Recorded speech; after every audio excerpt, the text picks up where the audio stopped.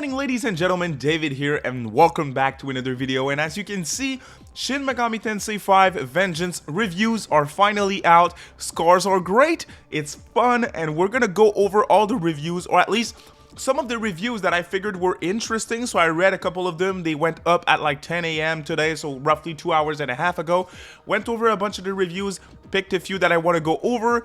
All the reviews that I'm going to showcase and that I'm going to talk about in today's video are going to be linked in the description. So if you want to read the whole thing for yourself, you can do so, no problem. I have a lot more SMT V Vengeance coming for you guys this week, and more RPG and ATLUS content at all times, of course. The giveaway for a copy of Vengeance is still running, so if you want to enter, make sure you're subscribed. You can comment on this video with your platform of choice for a North American key of SMT V Vengeance. Now, let's get into it. So as we can see, the game has 7 critics review on Switch at an 87, 13 critic reviews on PC at 90, and the lowest score being PlayStation 5 at a 86, with the most reviews though at 19. So no reviews for Xbox yet. Not a lot of reviews for everything, you know. It's 19 reviews as of now, so at an 86 right now is the lowest score. It can change, it can certainly change, but still, when you look at it, the original Vengeance right now with over 100 reviews is at 84. So even the lowest score for Vengeance is higher than the original. Now let's get into the reviews themselves. Alright, so the first review that I want us to look at is the highest rated review on Metacritic. A review by Zubicon on CGM Mag Online, and they gave it a 95. So here's what they had to say. When I reviewed Shin Megami Tensei V when it initially launched on the Nintendo Switch, I praised the game for modernizing the series and bringing it closer to games like Persona. Second line of the first review, there's a Persona mention. Of course, it's unavoidable. With its strong characters-driven story elements, this sentiment still rings true, but SMT V Vengeance elevates things to new heights, easily making it the definitive version of the game. And you guys will see, it's pretty much a consensus that there's no need to go back to the original SMT V, because Vengeance is SMT V++, right? Just like Persona 5 Royal is the Persona 5. With its arrival on all major platforms such as the PlayStation 5, playing Shin Megami Tensei V Vengeance is a transformative experience, running at a silky smooth frame rate coupled with a pristine presentation free of aliasing artifacts or over low resolution textures. Vengeance is a properly next-gen feeling entry into the Megaton series. Gone are the inconsistent frames, load times, and other niggles brought on by the reliance on older hardware, making traversal outside of battles and menus a joy to play, even during the dreaded platforming sessions.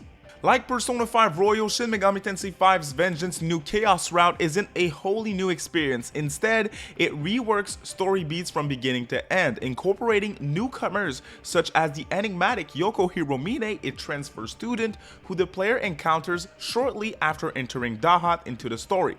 In addition to the Fallen Ones, a group of femme fatale demons known collectively as the Quaditsu, acting as the central antagonizing force that spice things up in the otherwise familiar storyline. So this reviewer is pretty much saying that, hey, there's new stuff, it runs better, but the new content in terms of story spice things up a little bit, but otherwise it's still a familiar experience. It's still SMT V. Now, we don't know if this person had enough time to beat the game, if I'm not mistaken, in the review, but overall, this person definitely enjoyed the game at a 95. Now we have Pushsquare here with the lowest SMT V Vengeance review at the moment, giving it a 7 out of 10, a 70, review written by Kel Adam. So some of the interesting stuff here that they had to say: Demon Conversations have received a bit of a buff, and rather than being paper, scissors, rock coded, they now include some genuinely surprising quizzes or minigames. Winning these battles of wits will result in extra EXP and Maka being awarded, and the Nahobino can now chain together consecutive battles for greater risk and reward.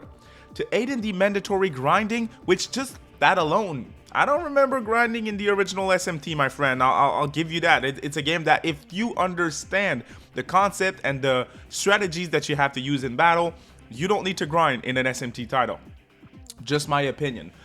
Auto Battle has also received an overhaul and can now be divided between Auto Attack and Auto Skill, allowing player to conserve or spend MP as needed. Meanwhile, Magatsuhi rails dot the environment, allowing easier traversal and granting access to secret areas. Shin Megami Tensei V is the definitive way to play ATLUS's devilish game of Demon Fusion with a new suit of bells and whistles to smooth over what can at times still be an abrasive gameplay experience. It's incredibly combat heavy, which can become oppressive, but working towards raising that perfect demon remains as engaging as ever.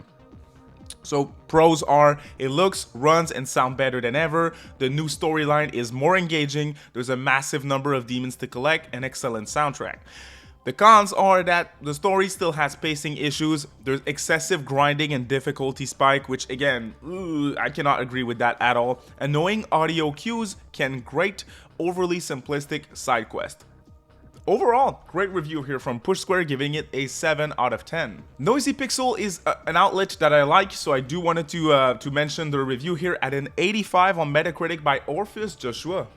The start of Canon of Vengeance is promising and captivating thanks to Yoko, a talented mage and transfer student who acts as an excellent foil to the returning character Taho Isonokami. In fact, this duo is a prominent focus for a decent portion of this new narrative.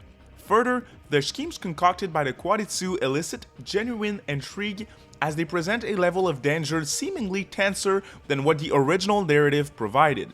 They each stand out on their own, personality-wise, and have a few standout boss battles. The writing takes an almost comical nosedive soon after you gain the new Nahobino form. That is very interesting. We're not too sure when you get the new Nahobino form, but an almost comical nosedive in terms of writing after you gain that form sounds like a big deal to me. So, interesting. Another positive aspect of this new storyline is the increased focus on Yuzuru Atsuta, a returning character who was underutilized in the canon of creation route in the original game. His motivations, care for his sister, and contrast with Ichiro Dazai are displayed significantly, ultimately making him a moderately more endearing cast character. However, the writing takes an almost comical nosedive soon after you gain the Nahobino form, the new one. The Quaditsu become non-existent, rendering their previous relevancy and intimidation largely moot, even when considering what their motivation was. The direction they take with this group just makes them come across as tacked on or mishandled in hindsight. At least compared to the memorable ambience of Nocturne and the enthralling dynamics of SMT4, Vengeance just feels like nothing.